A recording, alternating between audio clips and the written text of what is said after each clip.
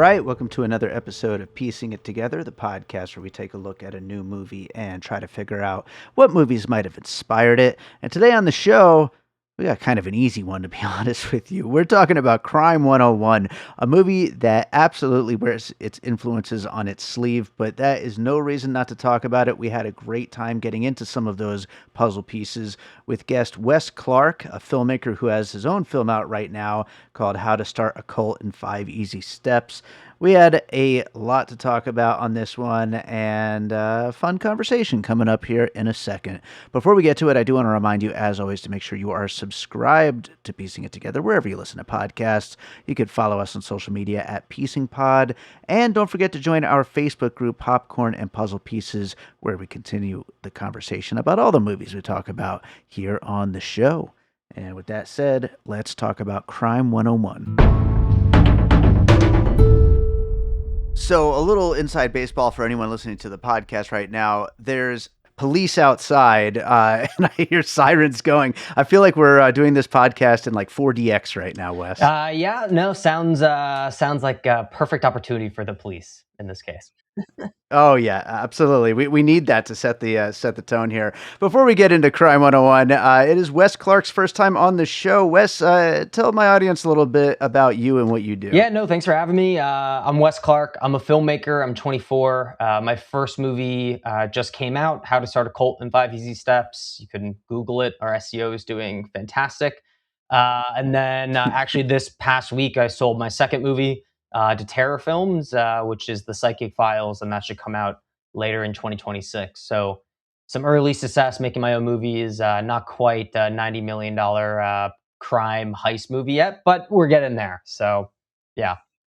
Yeah, everything's got to start somewhere, and it looks like a really fun one, the How to Start a Cult, and we'll talk a little bit more about it a little bit later here after we talk about Crime 101.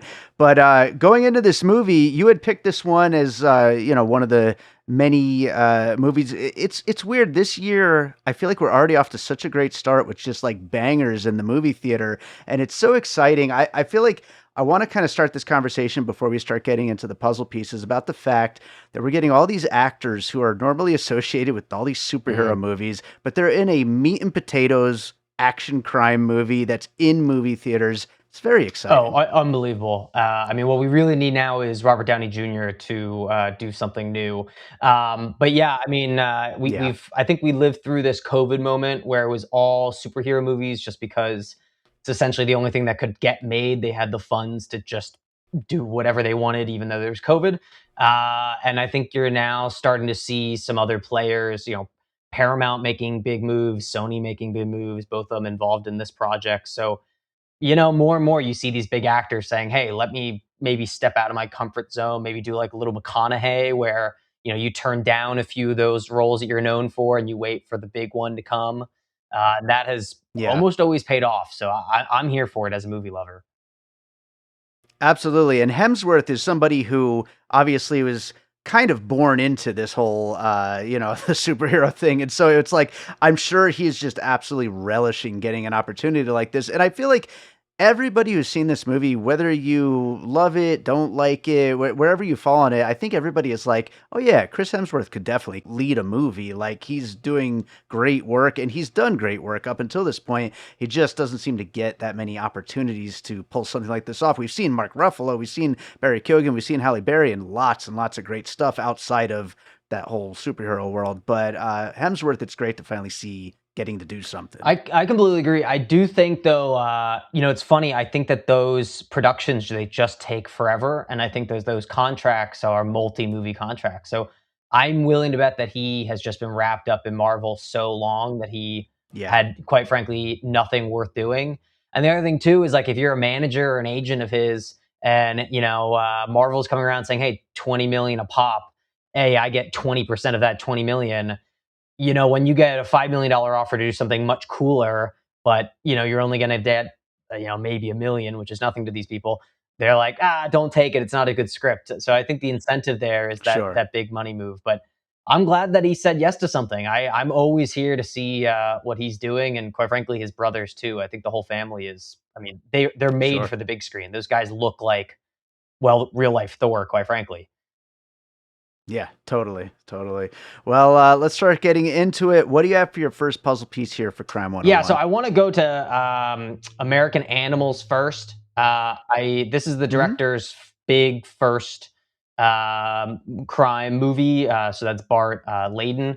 Funny enough, so it's supposed to be in Kentucky. It's based on a true story of three friends who go and they get this grand idea to steal very rare book from the local Transylvania University um, bookstore or like library, and they wear these ridiculous masks and they plan the whole thing. And the cutting is very reminiscent of Crime 101. It's very quick cuts, which I'm sure is something we'll get to in some other references too. But funny enough, I went to Davidson College down in North Carolina. That's where that movie was shot.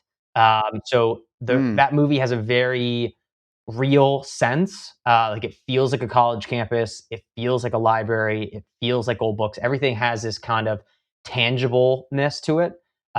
Likely in that yeah, case because the budget was so low that now a couple $1 million, but low for production, sure. where you couldn't necessarily go to make a bunch of sets or whatever it may be. But that I think it wasn't as good as Crime 101. Okay, way less money, not as good talent. Although even back then, this is the first relationship between our director and Barry Kogan. He starred in that movie as well Yeah, before he sure. was even who he is today. And so, in a lot of ways, it almost feels like that movie, American Animals, is this like precursor, like, hey, look what I can do. Give me more money. I'll do it even better to Crime 101. Yeah, it's a really good movie, and it was the first year of this podcast piecing it together. I think that was like my 20th episode or something, and so it's funny to see him kind of going into that kind of same vein again. I joked on Twitter like this movie, the title Crime 101 could have totally applied to American Animals. It would have fit so well on that movie with the plot and everything. It seems very similar to the same kind of an idea, just on a much grander scale this time out. But yeah, I thought some great performances in that movie, and definitely a great sense of a mix of action and comedy, and like knowing that these people are capable of so much, and like really pulling that together in a way that is for a first time filmmaker like he was, must have been pretty tough. Yeah, 100%. I mean, so as someone who's made movies, I mean, if I had to go on and Barry Kogan is right there, like I'd be freaking out. Yeah. Quite frankly, I think he's probably one of the best young actors working today. Yeah. So I'm sure that that was just utter panic. The other interesting thing here too is that when you're working with a heist movie and you see it across Bart's work, you're almost always working with an ensemble cast. I mean, Yeah. obviously there's like the Oceans movies, that's like the holy grail of ensemble cast, quite frankly, right? Every big male lead that's ever existed essentially is in that movie. But here, I mean, when you're having to work with, okay, no, it's not just a romance with two people and then like there's all these side characters who are maybe on set for a week or two. But no, it's like, hey, you're going to have eight main characters. All of them have to have an arc. And by the way, they're all kind of always there and they're all kind of asking you the same question over and over again. And like, where are they at this point in the story? So it gets really hard. And I think for a director, he's not young anymore. I think he's in his 50s.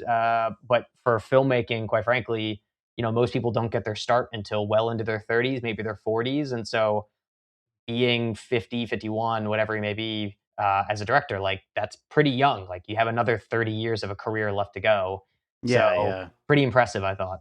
Absolutely. Well, I'll stay in the 2010s for my next puzzle piece here, and I'm going to go with Hell or High Water. As far as a movie about bank robbers and the law enforcement that's after them, and the very strict codes that they both seem to to follow very strictly, and want to do these things for what they consider to be the right reasons, but then those lines are blurred so much in between the two of them, and also led by great actors who don't always get to do stuff outside of like the big popcorn blockbuster kind of things. Something that's a little bit more meaty, and Hell or High Water certainly is that kind of a movie. That also is kind of a throwback at the time. Even in 2016, it was a throwback to something that we weren't seeing much of in movie theaters for a while. And when that movie came out, it felt so refreshing as something that's like, oh yeah, this is like, I mean, we might joke and call it a dad movie, but it's also like a TNT movie. It's like, it's the kind of movies we all grew up watching, but that just weren't getting made for quite a while. And when one comes out, like Crime 101 this year, it's always an exciting thing to see. Yeah, I love that comp there. The Tanner character, the like brother. I think that is maybe even the better comparison between the Hemsworth and him, just because you have a character who is obviously in a leading role. Maybe obviously in Hell or High Water, it's more Chris Pine's character, but still like leading man in some capacity. But is maybe few worded, right? Maybe he's a little bit more Sure, reserved, a little bit more shy, and especially in an action film, a heist film where you're supposed to have high intensity, it can be really hard to actually like develop that character. But I yeah, think in both movies they used it as a personality arc more than something that they kind of hid behind, right? It's probably really easy to hide behind that. Oh, they don't talk much. It's mysterious. It's quiet. Okay, but give me something. Like give sure. me some development here. And I think they do a really good job in both films where it's like, yeah, we will give you that development. We will show you, hey, like yes, they're shy. Here's why. Here's what's Sure. troubling them, and here's how we overcome that. I think that's a great comp. Right on. Well, let's go to another one. What do you got next? So this one's going to be the most obvious. I think anyone who watches any heist movies immediately goes and judges it based off of Heat. Uh, Sure. Quite frankly, if you haven't gone and seen Heat by now, which was out in 1995, I don't know what you're doing, and you're probably not listening to something like this. Quite frankly, but one of the most famous heist movies, if not the most famous heist movie of all time.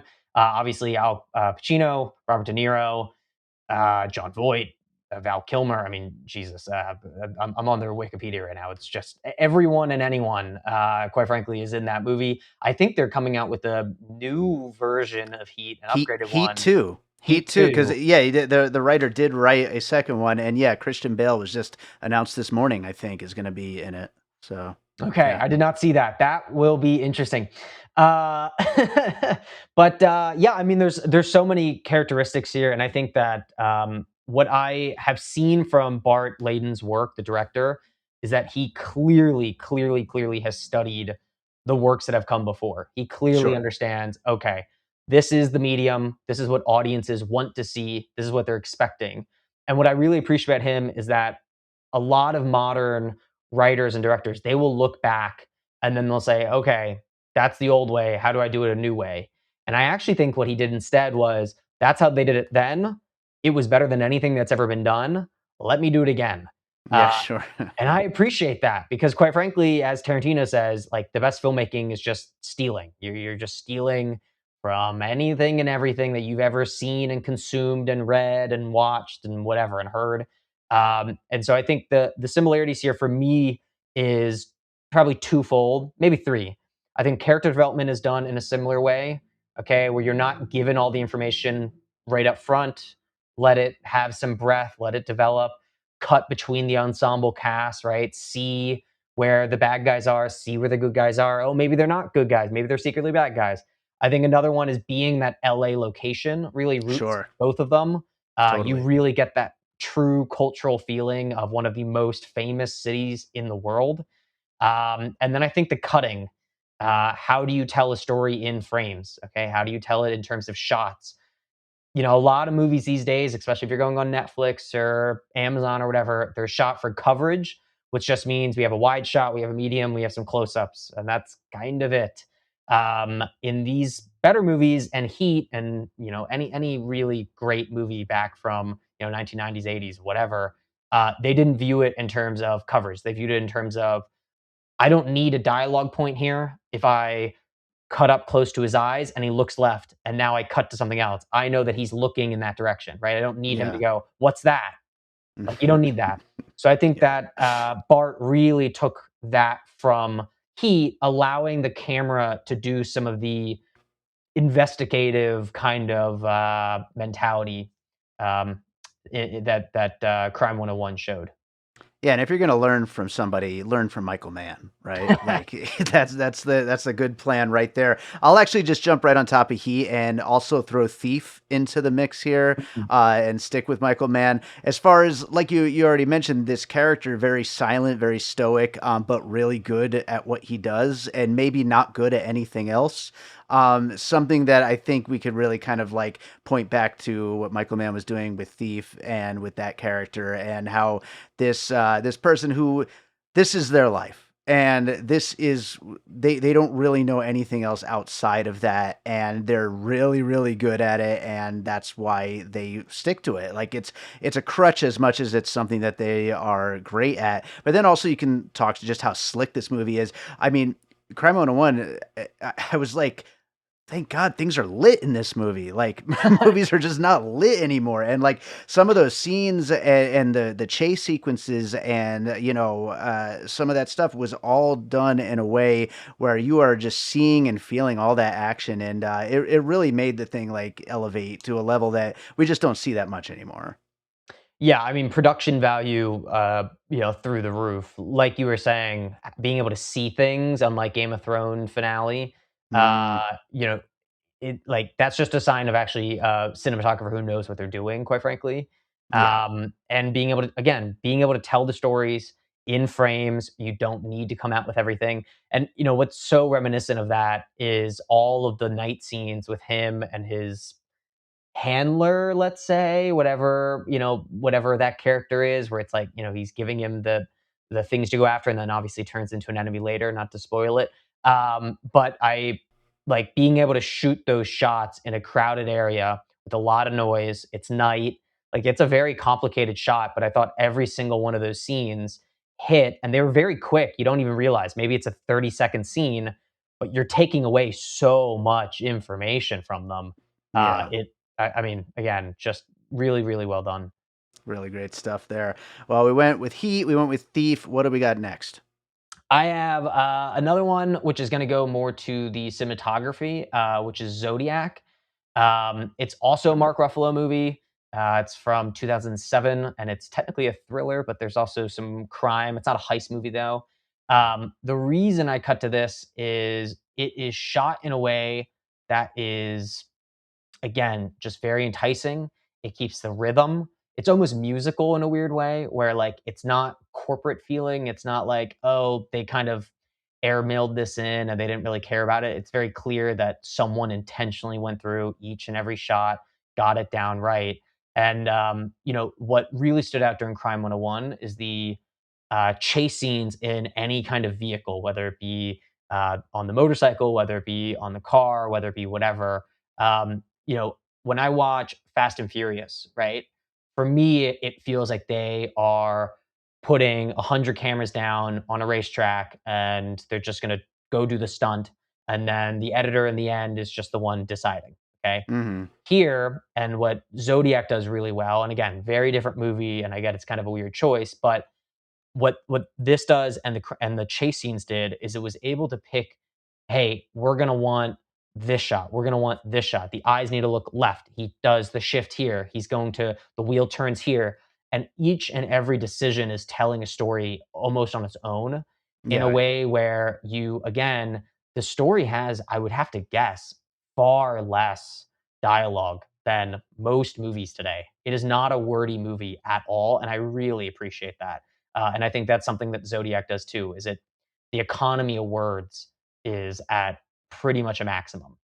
yeah, no, absolutely. And Zodiac is fantastic, and yeah, a great pick here. I mean, like you said, it's a different genre, but it fits really well with the sense of the filmmaking and the way they're telling the story and making sure that everything has intention in every single one of those setups. And speaking of Mark Ruffalo, I haven't seen it, but I know that he's in a show right now called Task, which I've seen a lot Mhm. of comparisons to between his performance in both of these things. Mark Ruffalo, another, again, talking about all these actors that we want to see do like real meaty work. And like he's great when he's great, and Zodiac is definitely an example of that for sure.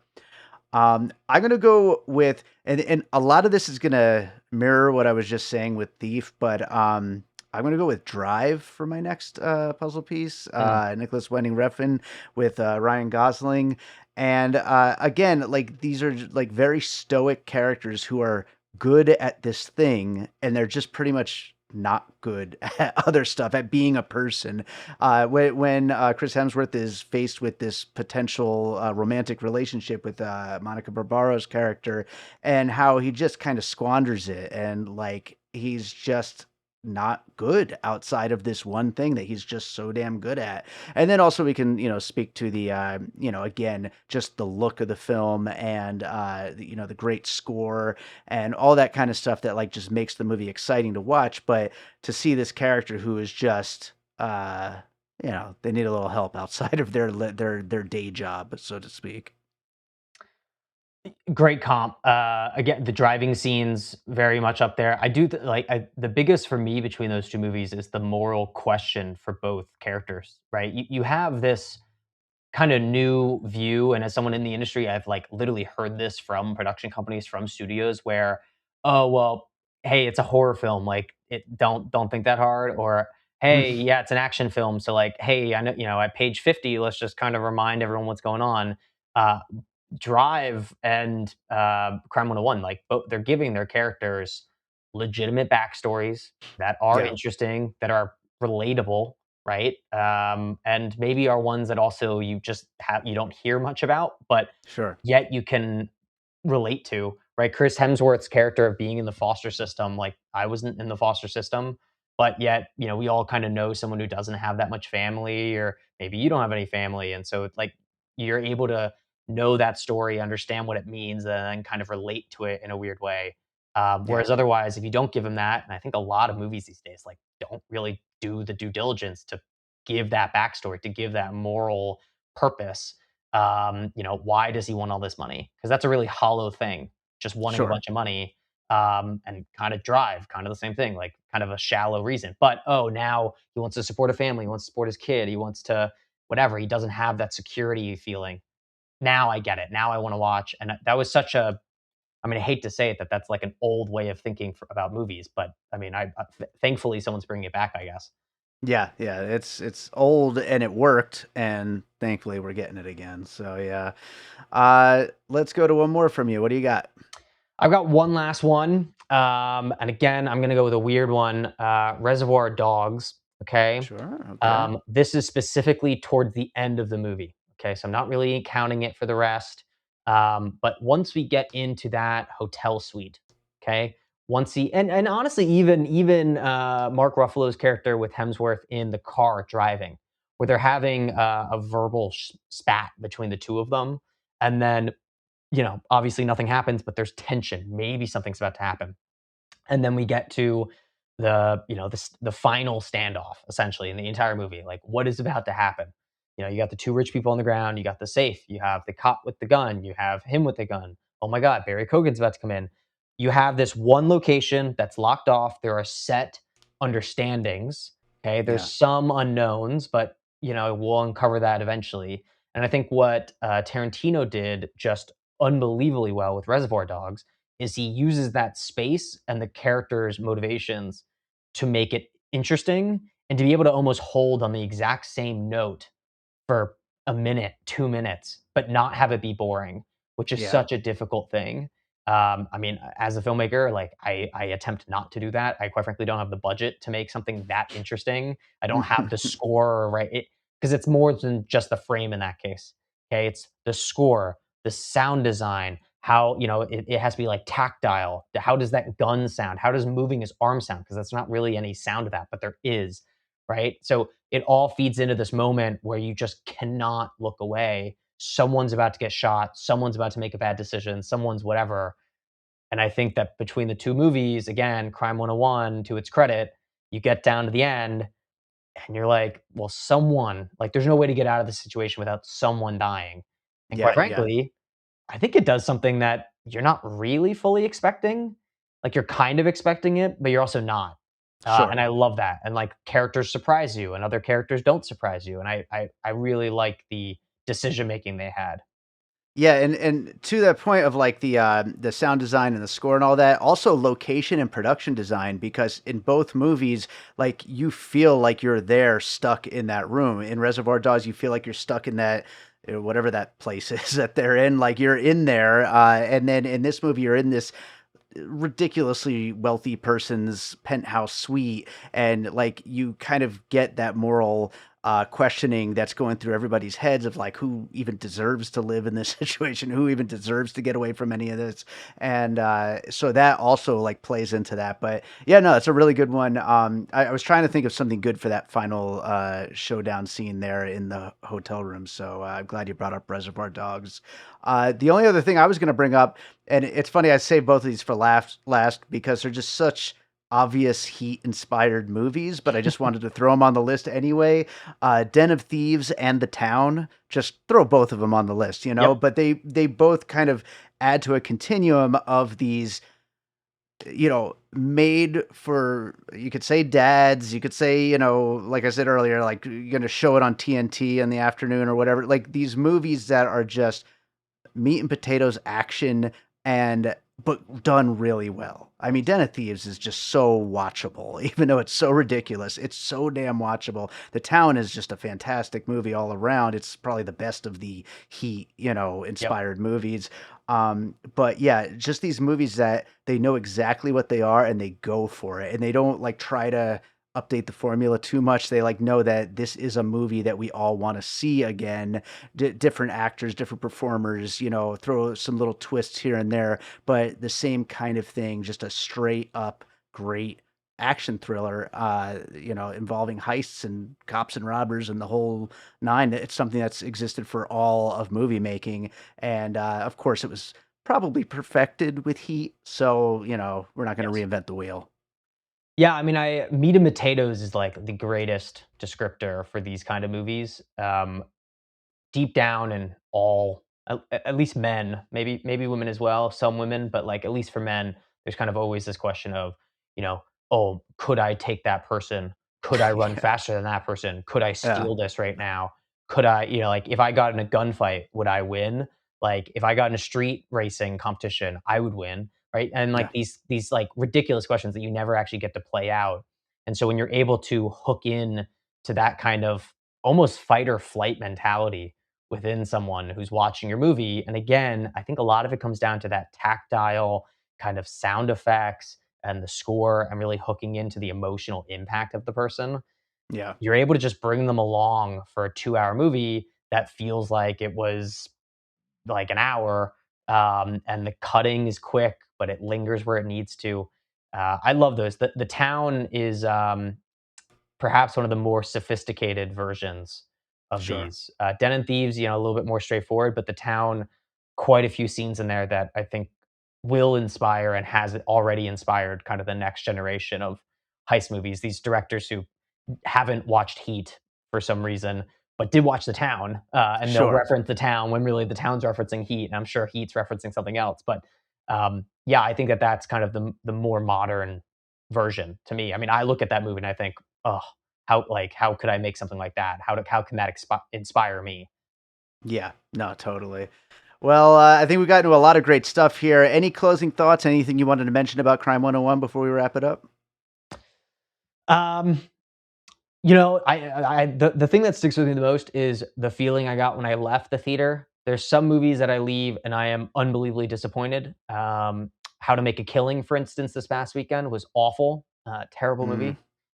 Some movies I leave like Marty Supreme, where I feel so inspired to go write and to film something that I literally go home and I just like I get on my computer, I start writing because I just hmm. feel it. And then there's some that make me mellow, and that is the least common example by far.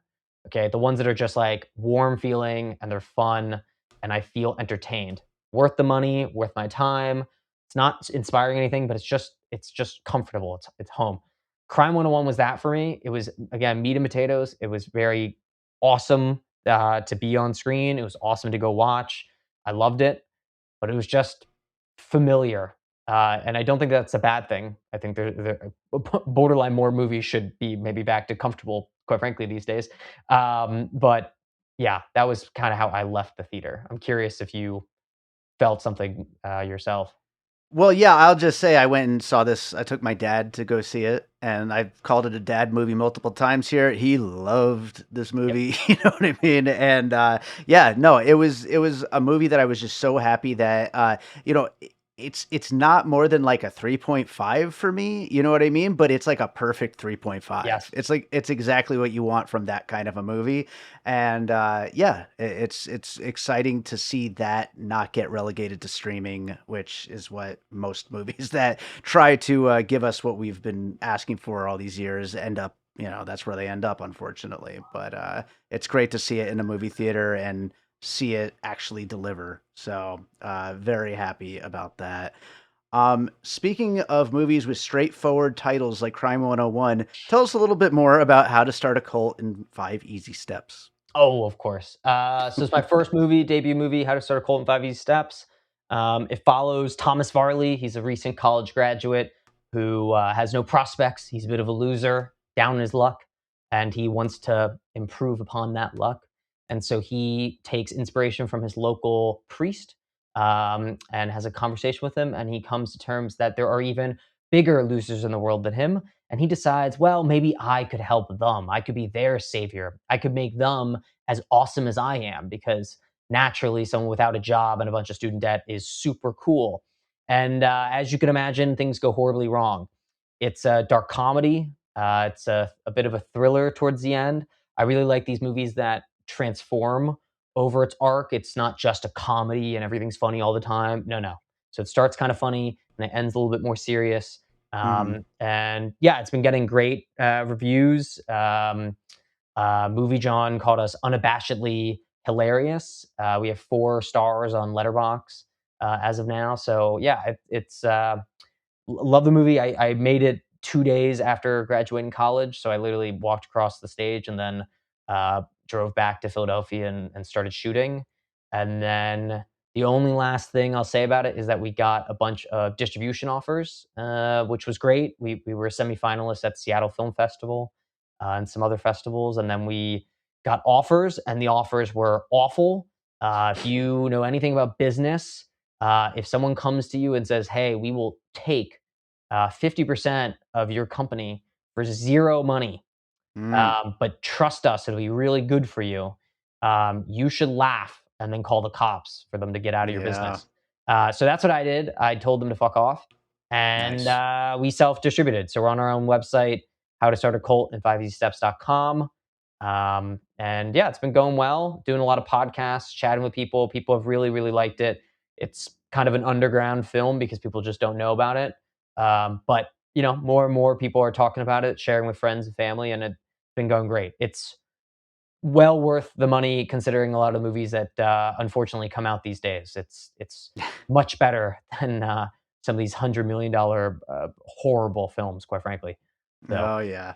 Well, I love the concept. It sounds like a lot of fun. I'm definitely looking forward to checking it out. I love like the thing about cults is they can be mined for so much, like so many different directions. Whether it's hilarious, just ridiculous, to it just being like really dark and maybe even disturbing, and like somewhere in between. And it sounds like the movie kind of goes in many different directions there. So I'm excited about it. yeah, it's a long development for the characters. They go from one thing to essentially the exact opposite. And Hmm. like I was saying about an ensemble cast being really difficult, this is an ensemble cast, and I definitely did not help myself for my first movie. But you know, casting was really well done, and all of my actors and actresses they did exceptionally well.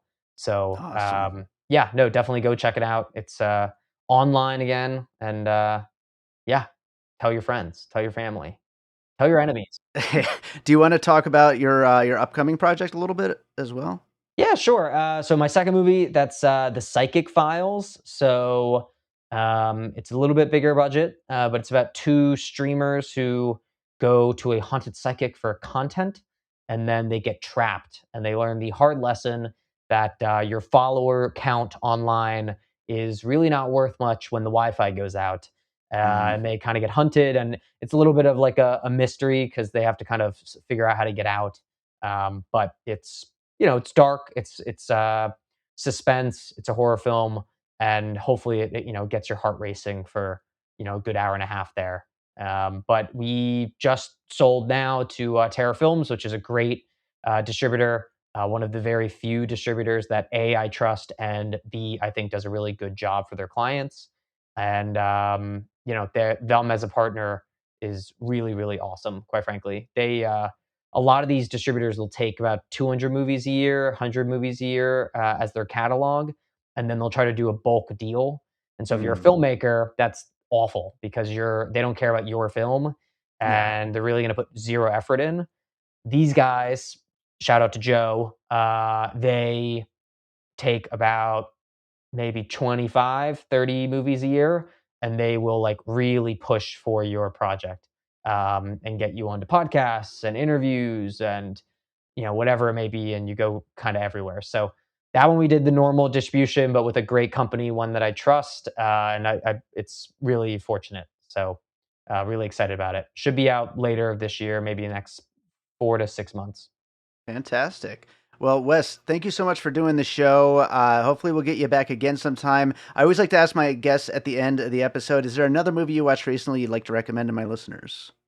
Ooh, okay. I'm gonna do two. One that you shouldn't and one that you should. How to Okay. Make a Killing was terrible. Yeah, Um, you I know, it's was funny. It's funny. I haven't seen it yet, but that director also is following up a first-time feature that was really good, Emily the Criminal, which okay. that and American Animals were both great movies. And I was like, when is that guy going to do another movie? And this one turned out great. And yeah, everyone says that movie is not very good. I haven't seen it yet, It though. was awful. Ugh, What way to take a great concept and just murder it? How to ugh. Make a Killing, unless you're making that movie and then you lose a killing. But yeah, Hmm. anyway, so don't watch that. Don't give them your money. They'll teach them a lesson. And then I saw Good Luck, Have Fun, Don't Die, little Nice. indie, whatever. Great. I left with my friend. We watched before the big snowstorm in New York, and we like our entire walk home was just trying to figure out what we just watched. It was Yeah. so confusing, but it did link up, and like it was just incredible. I thought it was really well done, well shot, interesting, original. It was supposed to be a TV series, and then Three Artist Management they made them fix it up for screenplay, and I thank God they did. Quite frankly, Yeah, yeah, it's a blast, and I always love a movie that when the credits are rolling at the end, I'm like, people are gonna either love or hate that movie so yes, much. And that's yes, that movie for sure. So, absolutely, well, right on, Wes. Thank you again for doing the show, and hopefully we'll get you back again sometime. awesome. Yeah, talk in the future. All right, so I hope you enjoyed that conversation about Crime 101. Thank you to Wes Clark for joining me on that one, and thank you to all of you for listening. If you're enjoying piecing it together, make sure you are subscribed. You can follow us on all the social medias at Piecing Pod and join our Facebook group Popcorn and Puzzle Pieces, where we continue the conversation about all the movies we talk about here on the show. Also, don't forget, we do have a Patreon, the Produced by David Rosen Patreon, where I post bonus and advanced content from piecing it together, from Awesome Movie Year, and from my music career. Lots of great stuff over on the Patreon. I will be updating it very soon with some music stuff as well, which it's been a little while since I've added any of that. But you're supporting the show just by being out there listening. You could also share, comment, send in your own puzzle pieces. All that is supporting the show. But you could also support us by signing up for that Patreon and getting some of those bonuses. It's at patreon.com/bydavidrosen. So with that said, let's close this out with a piece of music like I always do. And I don't know, what should I play today? I'm just going to go with something from one of my more recent albums. This is from my album More Content. It's a track called Horizon Lines. It's a cool track. It's a piece from this album that I felt was one of those kind of, those cuts on an album that really kind of tie the thing together. It's not like one of the singles. It's not necessarily like something that you're gonna like go and make a music video out of. It's just one that really kind of helps sell the whole overall vibe of the album. Horizon Lines is one of those tracks. So let's close it out with Horizon Lines, which is just a Meat and Potatoes. Hey, we're saying that again on this episode. Meat and Potatoes, good, solid track that works together with all of the rest of what More Content is to make for a great album. So you can check out the whole album, More Content, wherever you listen to music. And of course, limited edition CD available on my Bandcamp. And we'll be back with more Piecing It Together real soon.